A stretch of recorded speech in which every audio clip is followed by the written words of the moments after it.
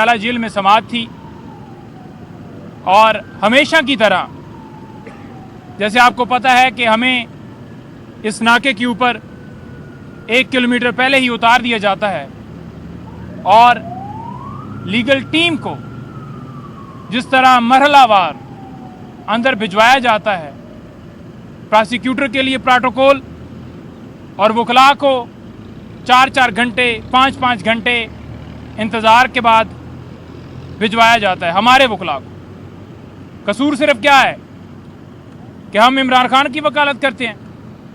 मेरे साथ अलीजाद बुटर खड़े हैं, हारून पंजुता खड़े हैं और आज समाअत के दौरान अदालत में बार बार दरख्वास्त देने के बावजूद, क्योंकि हमारी टीम में से कुछ लोगों को इजाज़त मिली, तो उसके बाद अदालत हुक्म देती रही, फिर भी मुसलसल 5 से 6 घंटे हमें बाहर बिठाया गया और फिर उसके बाद अंदर बुलाया गया और यही सिलसिला किया जा रहा है। खान साहब से आज तकरीबन 4 से 5 घंटे मुलाकात जो है वो जारी रही, क्योंकि आपको पता है कि 10 बजे केस की समाअत स्टार्ट होती है और अब 6:15 हो गए, लेकिन अभी तक समाअत जो है वो जारी है। ये समाअत क्यों जारी है?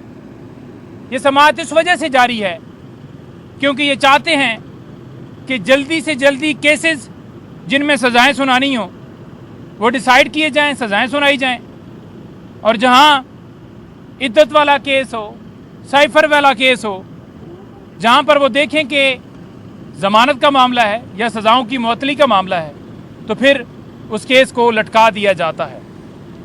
और लटकाने का जो बहाना बनाया जाता है, कभी जज अवेलेबल नहीं है, कभी वकील अवेलेबल नहीं है, कभी किसी का पेट खराब है, कभी प्रोसिक्यूटर की तैयारी नहीं है, कभी प्रोसिक्यूटर के पास कोई फाइल नहीं है, और कभी कुछ। आज 6 बजे तक जो समाअत जारी रही, ये जितनी समाअतें कर लें, ये जितने गवाह पेश कर लें, जो आज तक गवाह पेश किए गए हैं या उनके ऊपर क्रॉस हुआ है, कोई एक बंदा ये आकर नहीं कह सका कि इमरान खान साहब ने या साबका खातून वल बुशरा बीबी साहबा ने कोई फाइनेंशियल बेनिफिट लिया हो या मुल्क पाकिस्तान को नुकसान पहुंचाया हो। बाहर से रकम आई, सुप्रीम कोर्ट के अकाउंट में आई, सुप्रीम कोर्ट ने हुक्म दिया, हुकूमत के पास चली गई। अलकादर ट्रस्ट केस जिसका कहते हैं जी कि अलकादर ट्रस्ट जो है वो इन्होंने उस रकम के एवज में वो लिया, तो वो उसमें वो ट्रस्टी हैं। अब ट्रस्टी जो है वो एक टाइम देता है, एक वक़्त देता है और खिदमत समझ के, जैसे आपको पता है कि इमरान खान साहब ने शौकत खानम हॉस्पिटल बनाया और वो एक नहीं वो 3, नमल यूनिवर्सिटी आप देखें तो 9 अरब के करीब शौकत खानम में एक साल में जो उसको लोग डोनेट करते हैं, वो जाते हैं पैसे उसमें। इतना बड़ा प्रोजेक्ट, और ये एक इल्ज़ाम लगाना कि जैसे फाइनेंशियल बेनिफिट जो है इमरान खान के अकाउंट में जा रहा है या बीबी के अकाउंट में जा रहा है, वो ट्रस्टी हैं। ट्रस्टी जो है वो मालिक नहीं होता। और एग्रीमेंट तो पढ़ें जिसके अंदर लिखा हुआ है कि ना इमरान खान साहब यानी कि ट्रस्टी या बुशरा बीबी उस अलकादर ट्रस्ट को बेच सकते हैं और ना ही उससे कोई फाइनेंशियल बेनिफिट ले सकते हैं। तो फिर केस किस चीज़ का? आज तोशाखाना पार्ट 4 जो है वो स्टार्ट कर दिया गया है। हमेशा ये सुना जाता था कि एक जुर्म होता है तो उसके ऊपर एक कार्रवाई होती है, लेकिन कभी एक कार और कभी 7 हार, कभी एक घड़ी तो कभी 7 घड़ियाँ। तो इस तरह से ड्रामा चल रहा है।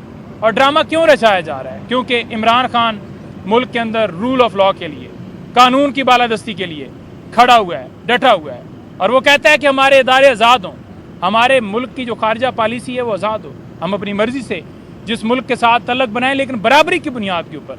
कोई बाहर से धमकी ना दे कि बाहर से कहे कि जनाब इसकी हुकूमत हटा दो, इसको घर भेज दो। तो फिर यहाँ पर जो साजिशी, जो सारे मामले के अंदर मुलव्वस लोग सारे थे जिन्होंने उसका हिस्सा बने, जो बाहर से धमकी मिली, फिर उस वज़ीर आज़म को हटा देते हैं।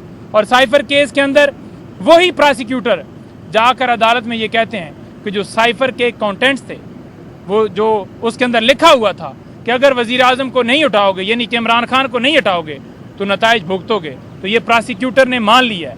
आज खान साहब को ये बताया और खान साहब ने कहा कि अल्लाह हक है, अल्लाह सच है और हक की जो है वो हक कभी छुप नहीं सकता। और यही बात है कि आज तमाम केसेस आप 9 मई देख लें, 9 मई में बरीयत इस बुनियाद के ऊपर हुई है कि इमरान खान साहब के खिलाफ कोई शवाहिद नहीं मिले। और ये कह देना कि डील चल रही है, डील हो गई है, इस वजह से केसेस हो रहे हैं, आप कोई सबूत तो लाए ना। जो हर रोज कहते थे कि नाकाबिले तरदीद शवाहिद हैं, कहाँ हैं वो? फिर जब केस चलता है तो कोई आपके पास एविडेंस नहीं होती। और खान साहब ने जो कातलाना हमला किया गया है रऊफ हसन साहब के ऊपर, उसके ऊपर भी गहरी तशवीश का इजहार किया है। और खान साहब ने कहा है कि अब मामला जो है वो आगे बढ़ चुका है। और खान साहब ने कहा है कि पूरी कौम तैयार हो जाए, मैं कॉल दूंगा और इंशाल्लाह पूरी कौम जो है वो निकलेगी। और खान साहब ने कहा है कि अब बर्दाश्त की जो हद है वो ख़त्म हो चुकी है। जो ये समझ रहे हैं ना कि जो मर्जी है कर लो, इनको कुछ नहीं हो सकता, तो आपने बर्दाश्त की हदें सारी क्रॉस कर दी हैं। खान साहब ने कहा है कि मैंडेट के ऊपर डाका डाला गया, निशान लिया गया, खान साहब को डिस्क्वालीफाई किया गया, लोगों के घरों में तोड़ फोड़, लोगों के घरों में जाकर उनको हिरासा किया गया, मुकदमात बनाए गए। आपने मिलिट्री का ट्रायल जो शुरू कर दिया, मिलिट्री कस्टडी में लोगों को ले लिया, ये सारा कुछ कर लिया। लेकिन हम इस मुल्क में आइन की बालादस्ती के लिए, इस मुल्क में कि हमारा मुल्क जो है वो हमारा मुल्क आगे बढ़े, उसकी जो इकॉनमी है उसके ऊपर असर ना पड़े, लेकिन आपने उसको मिसयूज़ किया। और अब वक्त आ गया है कि मैं कॉल दूंगा तो कौम को खान साहब ने कहा है कि पूरी कौम तैयार हो जाए। और इंशाअल्लाह ताला जब खान कॉल देगा तो फिर पूरी कौम निकलेगी। और आज आप ये भी देख लें कि केपी हुकूमत ने किर्गिस्तान से लोग जो हैं वो मंगवाने के लिए एक प्रोग्राम बनाया और जहाज़ भेजा, तो उसके ऊपर भी पाबंदी लगाई गई कि वो ना लाया जाए। आप पाकिस्तानियों को वापस लाने के ऊपर भी सियासत कर रहे हैं कि कहाँ तक आपने जाना है, क्या करना है, आप इस मुल्क को क्या करना चाहते हैं। आप ये भी देख लें कि आज किसान जो है वो आज रुल रहा है। किसान आज कह रहा है कि मेरी जो सरकारी रेट दिया गया था उसके ऊपर गंदम जो है वो क्यों नहीं ली जा रही। केपी हुकूमत ने ऐलान किया और उन्होंने कहा जी कि पाबंदियां लगाओ कि मुल्क के अंदर जो है स्मगलिंग हो रही है, तो फिर क्यों दूसरे सूबों से गैस आ रही है, दूसरे सूबों से क्यों फिर दूसरी चीज़ें आ रही हैं। फिर आपने मुल्क के अंदर ही इसको कह दिया कि स्मगलिंग है। आप अपना जो रेट आपने तयन किया उसके ऊपर तो आप ले नहीं रहे, और जो हुकूमत एक अच्छा काम कर रही है आप उसको भी मुस्तरद कर रहे हैं। और मैं परवेज़ इलाही साहब के हवाले से कहूँगा, खान साहब को बताया गया कि उनकी रिहाई हुई है, उनकी ज़मानत हुई है, और खान साहब को जो है ऑर्डर जो है लाहौर हाई कोर्ट का वो भी बताया गया। उस ऑर्डर के अंदर लिखा है कि परवेज़ इलाही साहब को इस वजह से उनकी ज़मानत दी जा रही है क्योंकि जो प्रोसिक्यूशन है, सुप्रीम कोर्ट की जजमेंट्स की रोशनी में प्रोसिक्यूशन उसका काम होता है केस को साबित करना, तो लिहाजा वो केस साबित नहीं कर पाए, इस वजह से ज़मानत हुई। और परवेज़ इलाही साहब ने जो स्टेटमेंट्स दी हैं कि मैं इमरान खान साहब के साथ खड़ा था, खड़ा हूँ और खड़ा रहूँगा, और साथ उन्होंने ये भी कहा कि मोहसिन नकवी ने ये सारा कुछ मेरे साथ करवाया है। तो खान साहब को जब ये बताया गया तो उन्होंने इत्मीनान का इज़हार किया और उन्होंने कहा कि परवेज़ इलाही के साथ जो सलूक किया गया, जैसे वो ज़ख्मी थे उन्हें हॉस्पिटल जो है नहीं दाखिल किया गया, और उन्होंने